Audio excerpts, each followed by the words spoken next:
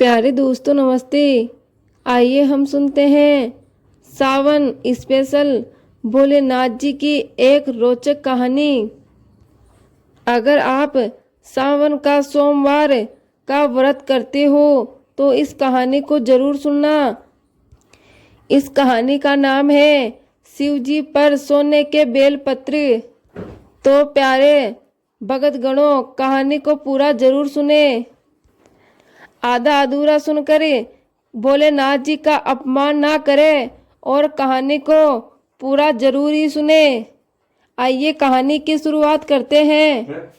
सावन का महीना प्रारंभ हो चुका था। इसी पर भगवान शिव और माता पार्वती कैलाश पर विराजमान वार्तालाप कर रहे थे। माता पार्वती बोली, महादेव, सावन मास प्रारंभ हो चुका है और आपके प्रिय भगत गण आपका बेलपत्र से श्रृंगार करने के लिए मंदिरों में भक्तों की भीड़ उमड़ पड़ी है। भोलेनाथ जी बोले, हाँ देवी पार्वती, मुझे बेलपत्र अधिक प्रिय है और साथ ही बेलपत्र से मुझे बहुत शांति मिलती है। ये बात मेरे प्रिय भक्त गण अच्छी तरह जानते हैं और अगर मेरे प्रिय भक्त बेलपत्र ही चढ़ाकर मेरी पूजा करते हैं तो उनको भी उसका विशेष फल प्राप्त होता है। देवी पार्वती, मैं सोच रहा हूँ कि मैं अपने प्रिय भक्तों की परीक्षा लूँ।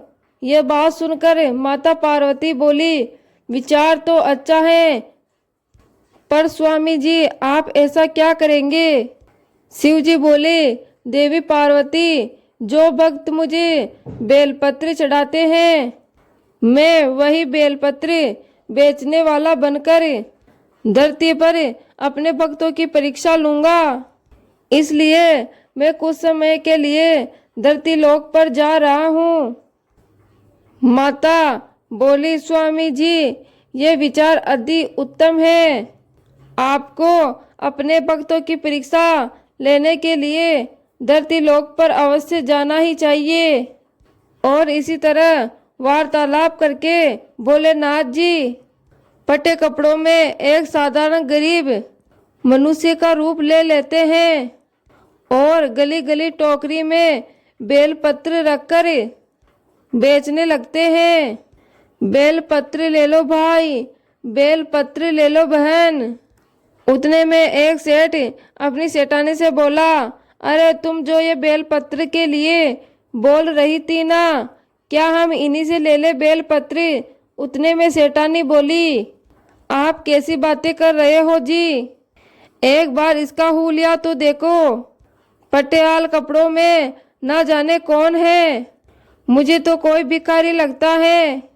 कहीं किसी मंदिर में चढ़े हुए बेलपत्र इकट्ठे करके उन्हें ही लाया होगा और उन्हें ही हमें बेच रहा होगा।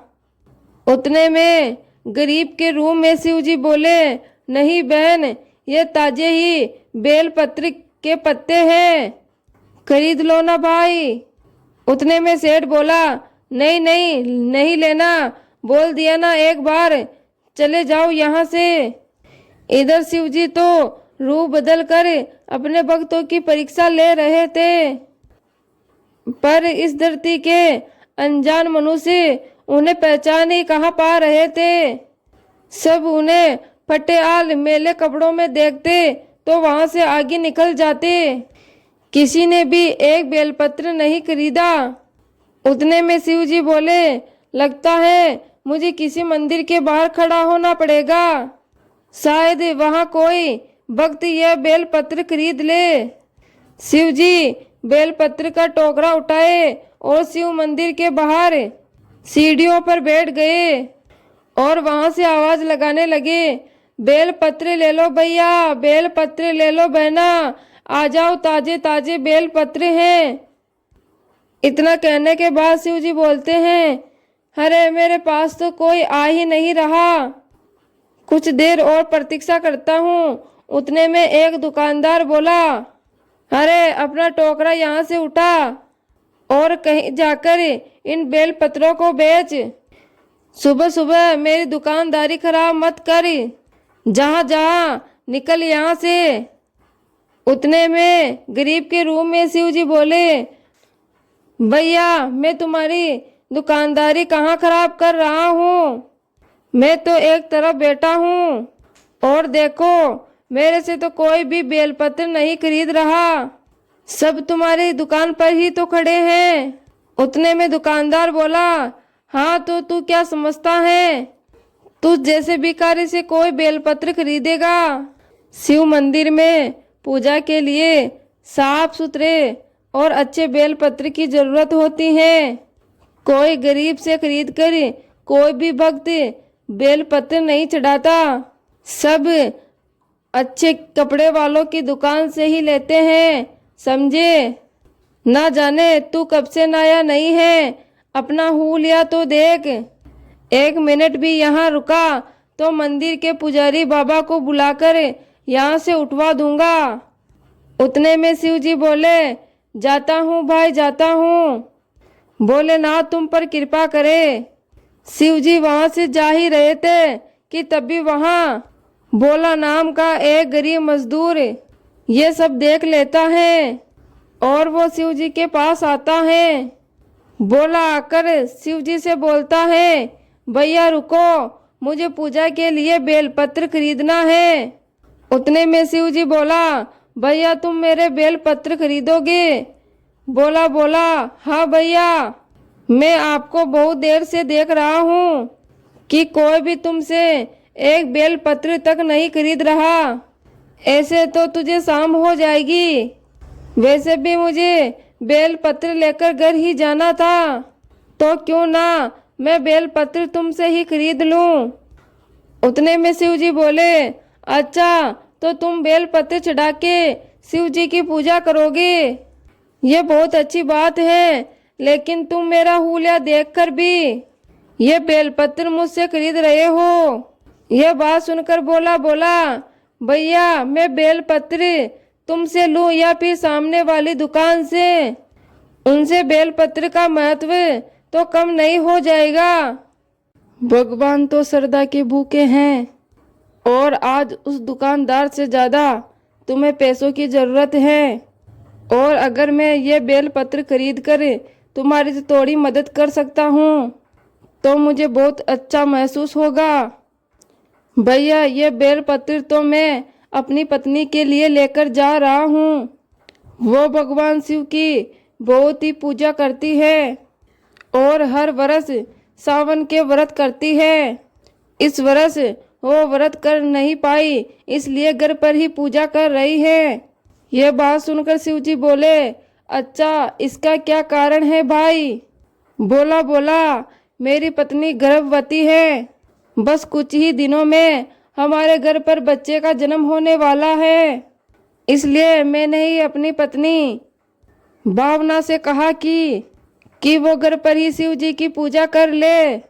मैं उसके लिए बेलपत्र ही खरीदने के लिए निकला था और अचानक तुम पर मेरी नज़र पड़ गई। पर उतने में शिव जी बोले, पर क्या भैया तुम बेलपत्र नहीं खरीदोगे।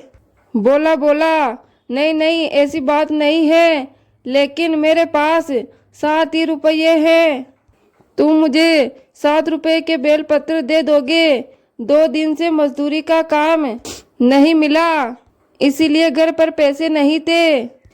10 रुपये की भोग लगाने के लिए बर्फी खरीद ली और अब मेरे पास 7 ही रुपये बचे हैं। उतने में शिव जी बोले, ऐसे में मैं भी घर पर ही जा रहा था, अब तो कल ही बेचने के लिए आऊँगा, शायद कल थोड़ी बहुत कमाई हो जाए। तुम कल मुझे इन बेलपत्र के पैसे दे जाना, मैं तो रोज यहीं पर बैठता हूँ। उतने में बोला बहुत बहुत शुक्रिया, मैं कल तुम्हें पैसे दे जाऊँगा भैया। ये सब दुकान वाला देख रहा था, वो बोला कि पहले ही भिखारी हैं और अब मुफ्त में ये बेलपत्र भी दे रहा है, पता नहीं कैसे कैसे लोग हैं इस दुनिया में। मंदिर के बाहर दुकानदार शिव जी पर हंसने लगा। दुकानदार की यह बात सुनकर शिव जी मुस्कुराए और वहां से चले गए। और इधर भोला भी बेलपत्र लेकर अपने घर आ गया।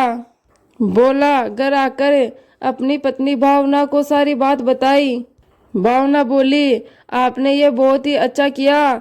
साथ में भला हो उस बेलपत्र वाले का, जिसने आपको बिना पैसों के ही इतने सारे बेलपत्र दे दिए।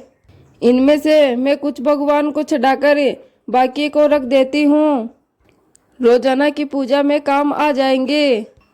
ये बातें सुनकर कैलाश पर बैठे भोलेनाथ और माता पार्वती मुस्कुराने लगे।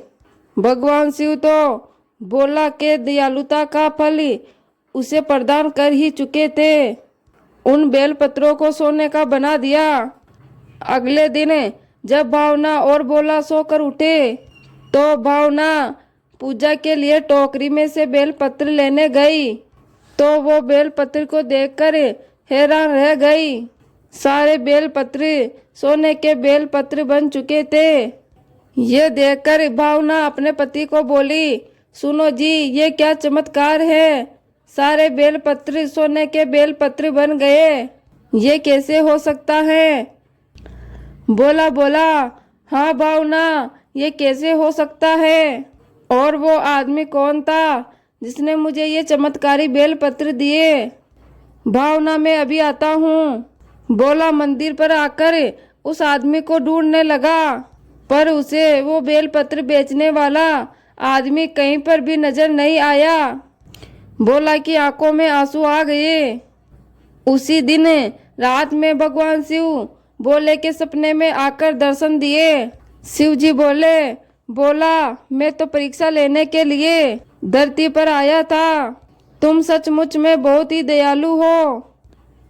तूने मुझे एक साधारण बेलपत्र बेचने वाला समझकर उस समय तूने मेरी मदद की, पर किसी ने भी मेरे से वहाँ बेलपत्र नहीं खरीदे। मैंने तेरी दयालुता का फल तुझे प्रदान किया है। अब तू इन सोने के बेलपत्रों को बेच देना, तुम्हारी गरीबी दूर हो जाएगी। अपनी पत्नी और अपने बच्चों के साथ आनंद मंगल से रहो। मेरा आशीर्वाद सदा तुम्हारे साथ है। शिव जी आशीर्वाद देकर अंतर्ध्यान हो गए और अचानक से भोला की नींद खुल गई और सारी बात अपनी पत्नी भावना को बताई। यह बात सुनकर भावना भी बहुत खुश होती है। भावना और भोला को उनकी शिव भक्ति का फल मिल जाता है और उसी दिन के बाद से उनके जीवन में खुशियाँ आ जाती है। तो प्यारे दोस्तों, ये थी सावन के व्रत में सुनने वाली भोलेनाथ जी की अनोखी कहानी। उम्मीद करती हूँ आपको कहानी पसंद आई होगी। पसंद आई हो तो अपने दोस्तों के साथ वीडियो को शेयर करें। वीडियो को लाइक, कमेंट में हर हर महादेव और चैनल को सब्सक्राइब जरूर करें। धन्यवाद।